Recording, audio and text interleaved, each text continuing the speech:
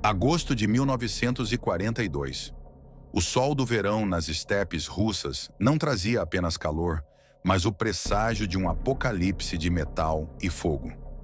Após o fracasso em capturar Moscou no ano anterior, a Wehrmacht de Adolf Hitler voltava seus olhos para o sul, em direção aos campos de petróleo do Cáucaso e a uma cidade que carregava o nome do Homem de Aço, Stalingrado. Para o alto comando alemão, a cidade no rio Volga era apenas um objetivo estratégico no mapa. Um ponto a ser riscado para cortar as artérias de suprimento da União Soviética. Mas para os soldados que marchavam sob a poeira sufocante, Stalingrado logo deixaria de ser uma cidade para se tornar um conceito. O lugar onde a guerra moderna perderia sua sanidade. O que começou como uma ofensiva brilhante de blindados e ataques aéreos coordenados estava prestes a se transformar em um moedor de carne humana sem precedentes. Nas próximas semanas, o mundo veria a Blitzkrieg, a guerra relâmpago que ajoelhou a Europa, colidir contra uma parede de escombros, sangue e determinação fanática. Estávamos nas portas do inferno, prestes a testemunhar o combate urbano mais letal já registrado na história da humanidade, onde cada quarto, cada porão e cada buraco de esgoto se tornaria uma fortaleza, e onde a vida de um soldado não seria medida em dias, mas em horas. Bem-vindos ao início do fim. Bem-vindos a Stalingrado. A gênese do caos e a marcha para o Volga. A história da Batalha de Stalingrado não começa nas ruínas da cidade, mas no rastro de lama e frustração deixado pelo inverno de 1941. Para entendermos o que levou o 6º Exército Alemão às margens do Volga, precisamos recuar até o momento em que a arrogância da Operação Barbarossa colidiu com o General Inverno, nos portões de Moscou. No início de 1942, a Wehrmacht já não era mais a força indomável que havia atropelado a Polônia e a França. Ela estava sangrando. O mito da invencibilidade havia sido trincado pelo contra-ataque de Zhukov na neve de dezembro. Adolf Hitler, cada vez mais isolado em seu quartel-general, o Wolfschanze, chegou a uma conclusão pragmática e desesperada. A Alemanha não poderia vencer uma guerra de desgaste puramente militar contra o gigante soviético. Ela precisava, e acima de tudo, asfixiar a economia de Stalin. O plano para 1942 foi batizado de Fall Blau, Operação Azul. O objetivo não era mais a captura da capital política, Moscou, mas sim o domínio total das fontes de energia que alimentavam a máquina de guerra russa. Hitler estava obcecado pelo Cáucaso. Ele sabia que 80% do petróleo da União Soviética vinha dos campos de Baku, Grozny e Maikop. Se não conseguirmos o petróleo de Baku, teremos que encerrar a guerra, confessou o ditador ao general Paulus. Assim, a estratégia alemã foi dividida em um movimento de pinça colossal. O grupo de exército A avançaria para as montanhas do Cáucaso, enquanto o grupo de exércitos B, o braço norte da ofensiva, teria a missão de proteger o flanco e avançar até Stalingrado para cortar o tráfego fluvial no rio Volga, a principal artéria logística que ligava o sul ao coração da Rússia. No centro deste plano estava o 6º Exército, a unidade mais poderosa e numerosa de toda a Wehrmacht. Cerca de 300 mil homens, entre infantaria, engenheiros e especialistas, formavam esta massa humana de cinza-ferro. À frente deles estava o general Friedrich Paulus.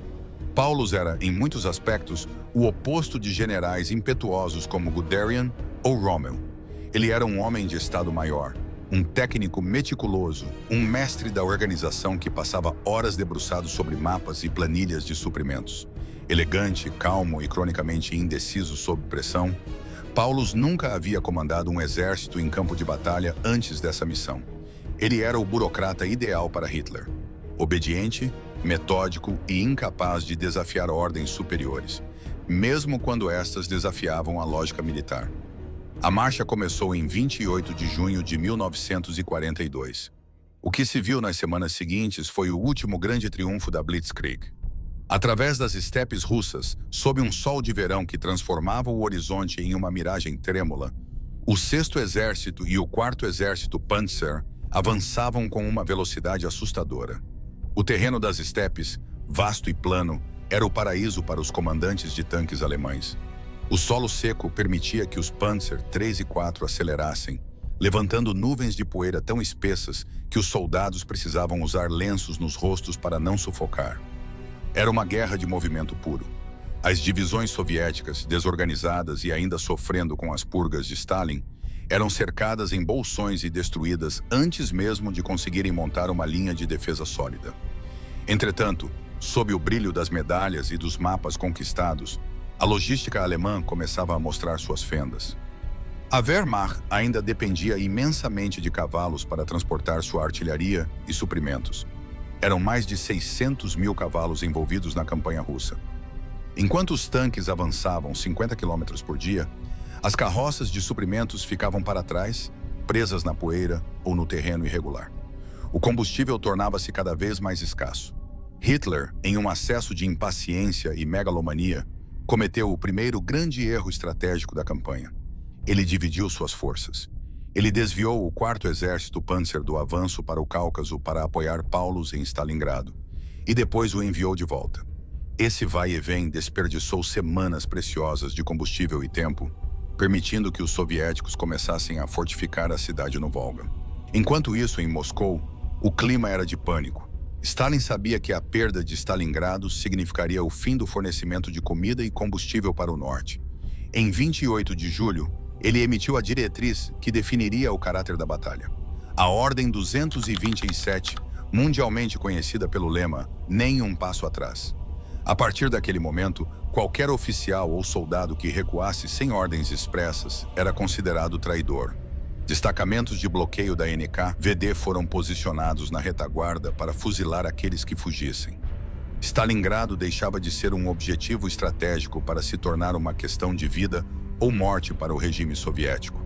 A cidade não seria apenas defendida, ela seria transformada em um altar de sacrifício. O general Vasily Chuikov foi o homem escolhido para comandar o 62º Exército Soviético dentro da cidade. Chuikov era o oposto polar de Paulus. Áspero, implacável e dado a explosões de fúria, ele era um veterano que entendia que a única forma de deter a Wehrmacht era transformar a guerra em algo que os alemães detestavam. Um combate brutal, curto e sujo. Enquanto Paulus confiava em táticas de longo alcance e superioridade técnica, Chuikov preparava-se para o combate de abraço, onde os soldados lutariam tão perto uns dos outros que a aviação alemã não poderia intervir sem atingir seus próprios homens. Em 23 de agosto de 1942, o prelúdio do apocalipse chegou aos céus de Stalingrado. A Luftflotte 4, sob o comando do general Wolfram von Richthofen, recebeu ordens de transformar a cidade em pó. Mais de 600 bombardeiros Stuka e Heinkel 111 cruzaram o Volga. Em uma demonstração de terror tecnológico, eles despejaram milhares de toneladas de bombas incendiárias e explosivas sobre uma população civil que não havia sido evacuada. Stalingrado, uma cidade vibrante de 600 mil habitantes, centros culturais e parques, foi obliterada em poucas horas. As explosões eram tão intensas que criaram uma tempestade de fogo semelhante à que mais tarde consumiria Dresden e Hamburgo. O asfalto das ruas derreteu e os gigantescos tanques de armazenamento de petróleo à beira do rio explodiram, derramando um mar de fogo no Volga. Milhares de civis morreram soterrados ou queimados vivos sob os escombros de seus próprios lares. Quando a poeira baixou e as fogueiras começaram a diminuir, o horizonte de Stalingrado havia mudado para sempre. O que restava eram esqueletos de concreto e pilhas infinitas de tijolos. Para os comandantes alemães, a cidade estava morta e a vitória era apenas uma questão de desfile. No entanto, o bombardeio havia criado, sem querer, o terreno ideal para o defensor. Cada prédio destruído, cada cratera de bomba e cada ferro retorcido tornou-se um ninho de metralhadora ou um refúgio para atiradores de elite. Paulus ordenou que suas divisões de infantaria entrassem na cidade para a limpeza final. Ao cruzarem os subúrbios e entrarem no centro industrial e residencial, os soldados alemães perceberam que o inimigo não havia fugido. Das cinzas e do silêncio das ruínas, os rifles soviéticos começaram a disparar. O 6º Exército estava cruzando as portas do inferno, e a Blitzkrieg, que havia conquistado continentes, estava prestes a morrer asfixiada no lixo e no sangue de Stalingrado. O pesadelo de ferro e a agonia nas ruínas. Quando o Sexto Exército de Friedrich Paulus finalmente penetrou no perímetro urbano de Stalingrado, em setembro de 1942, a atmosfera de vitória que pairava nas estepes dissipou-se como a fumaça negra que cobria o Volga. Os soldados alemães, acostumados à rapidez das divisões Panzer e ao suporte coordenado da Luftwaffe, viram-se subitamente presos em um labirinto tridimensional de morte. A cidade que eles haviam bombardeado até o chão não estava morta. Ela havia se transformado em um organismo defensivo letal. Foi aqui que nasceu o termo que assombraria os veteranos alemães pelo resto de suas vidas. Rattenkrieg, a Guerra dos Ratos. O general Vasily Chuikov, ao assumir o comando do 62º Exército Soviético, tomou uma decisão que neutralizou a maior vantagem da Alemanha: sua superioridade tecnológica. Ele sabia que, em campo aberto, a artilharia e os Stukas alemães eram imbatíveis. Por isso, ordenou que suas tropas abraçassem o inimigo. A instrução era manter as posições russas a uma distância de lançamento de granada das linhas alemãs, muitas vezes menos de 15 ou 20 metros. Essa proximidade criava um dilema insolúvel para Paulus. Se ele ordenasse um bombardeio de artilharia pesada, o risco de massacrar seus próprios homens era quase certo. A Luftwaffe, que antes dominava os céus, agora assistia impotente, pois os pilotos não conseguiam distinguir as posições amigas das inimigas em meio à poeira e ao caos dos quarteirões destruídos. A guerra de grandes mapas foi substituída pela guerra de cômodos, onde o controle de uma cozinha ou de uma escadaria era o objetivo do dia. Um dos primeiros e mais brutais exemplos dessa nova realidade foi o combate pelo silo de grãos, uma estrutura de concreto maciça que dominava o horizonte do sul da cidade. Para os alemães, o silo parecia uma fortaleza inexpugnável. Por dentro, o cenário era dantesco. O trigo queimava lentamente, criando uma fumaça ácida e sufocante que entupia os pulmões dos combatentes. A luta durou dias e foi travada em uma escuridão quase total, iluminada apenas pelos clarões das explosões de granadas e pelos tiros de submetralhadoras. Os soldados alemães da 94ª Divisão de Infantaria descreveram em seus diários o choque de enfrentar homens que não se rendiam, mesmo quando cercados por chamas. Quando o silo finalmente caiu, os alemães esperavam encontrar um regimento inteiro. Em vez disso, encontraram apenas um punhado de fuzileiros navais soviéticos, exaustos e imundos, que haviam segurado divisões inteiras com pouco mais que rifles e força de vontade. Enquanto o combate urbano rugia, o ponto geográfico mais estratégico de Stalingrado, a colina de Mamayev Kurgan, tornava-se o lugar mais perigoso da face da terra. Conhecida nos mapas alemães como Cota 102, essa colina oferecia uma visão panorâmica de toda a cidade e do rio Volga. Quem controlasse o topo controlava o fogo de artilharia sobre os cruzamentos do rio. A colina mudou de mãos dezenas de vezes. O solo, originalmente verde, tornou-se cinza devido ao bombardeio constante.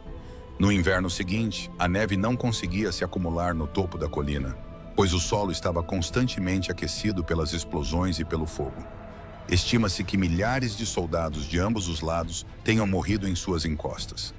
Após a guerra, descobriu-se que a terra de Mamayev Kurgan continha entre 500 e 1000 fragmentos de metal por metro quadrado, uma cicatriz eterna da violência que ali ocorreu. No centro da cidade, um simples prédio de apartamentos tornou-se uma lenda, a Casa de Pavlov. Sob o comando do sargento Yakov Pavlov, um pequeno grupo de soldados fortificou um edifício de 4 andares, que tinha uma visão estratégica de uma praça principal. Eles cercaram o prédio com minas e arame farpado, montando metralhadoras em cada janela e buraco na parede. Os alemães lançaram ataques diários contra o prédio, usando tanques e artilharia, mas os defensores haviam cavado trincheiras de comunicação que os permitiam mover-se pelo subsolo. No mapa pessoal de Paulus, a casa estava marcada como uma fortaleza. Disse que os soviéticos conseguiram segurar o prédio por 58 dias, mais tempo do que a Wehrmacht levou para conquistar a França inteira. Pavlov e seus homens usavam o subsolo para dormir e os andares superiores para lutar, criando um microcosmo do sofrimento e da tenacidade de Stalingrado. Ao norte de Stalingrado ficava o coração industrial da União Soviética. 3 gigantescas fábricas, a fábrica de tratores Dzerzhinsky, a Barricadas e a Outubro Vermelho, tornaram-se o palco final da ofensiva da Alemanha. Estas não eram apenas fábricas, eram complexos de concreto e aço do tamanho de cidades pequenas. Dentro das oficinas, o combate atingiu níveis de surrealismo. Os operários soviéticos continuavam a montar tanques T-34 enquanto as bombas alemãs caíam sobre os telhados de vidro. Os tanques saíam da linha de montagem sem pintura, muitas vezes sem miras telescópicas, e eram conduzidos pelos próprios operários diretamente para o combate contra os Panzers, que batiam nos portões da fábrica. O barulho do metal ricocheteando nas estruturas de aço era ensurdecedor. Cada torno mecânico, cada caldeira e cada pilha de sucata era um abrigo para um atirador soviético. Os alemães eram obrigados a usar lança-chamas para limpar cada sala, mas assim que o fogo baixava, os russos emergiam dos túneis de serviço para retomar as posições. Enquanto o barulho das fábricas era constante, Stalingrado também era o lugar do silêncio mortal. O entulho era o paraíso dos franco-atiradores. Nomes como Vasily Zaitsev tornaram-se símbolos de terror para o soldado alemão. O sniper não era apenas um soldado com uma mira telescópica. Ele era uma ferramenta psicológica. A presença de snipers significava que um soldado alemão não podia fazer nada. Comer, dormir, buscar água ou até mesmo urinar, sem o risco de uma bala atingir seu crânio. O moral do Sexto Exército começou a se esfacelar sob essa pressão invisível. Oficiais eram os alvos preferidos, deixando as tropas sem liderança em momentos críticos. A lenda do duelo entre Zaitsev e o suposto major alemão Erwin König, cuja existência é debatida por historiadores, mas cuja história é central para o mito de Stalingrado, reflete essa caça humana obsessiva que acontecia nas sombras dos prédios em ruínas. Para os soviéticos, o rio Volga era ao mesmo tempo sua única salvação e seu maior cemitério. Sem o suprimento vindo da margem leste, a resistência na cidade colapsaria em horas. Todas as noites, sob a luz fantasmagórica dos sinalizadores alemães, centenas de barcaças cruzavam o rio trazendo comida, munição e milhares de jovens recrutas, muitos dos quais nunca haviam segurado um fuzil. A Luftwaffe focava toda a sua atenção nestas travessias. O Volga ficava pontilhado de barcos afundando e homens lutando contra as águas geladas enquanto eram metralhados pelos Stukas. A expectativa de vida de um soldado soviético recém-chegado à margem ocidental era de, em média, 24 horas. Aqueles que sobreviviam ao desembarque eram imediatamente jogados no moedor de carne das ruínas, muitas vezes sem saber sequer onde estavam. No final de outubro de 1942, o Sexto Exército de Paulus controlava cerca de 90% da cidade. Eles haviam chegado ao Volga em vários pontos, dividindo as forças soviéticas em pequenos bolsões isolados. Hitler, em seus discursos em Munique, proclamava que o objetivo havia sido alcançado. Mas a realidade na frente de batalha era diferente.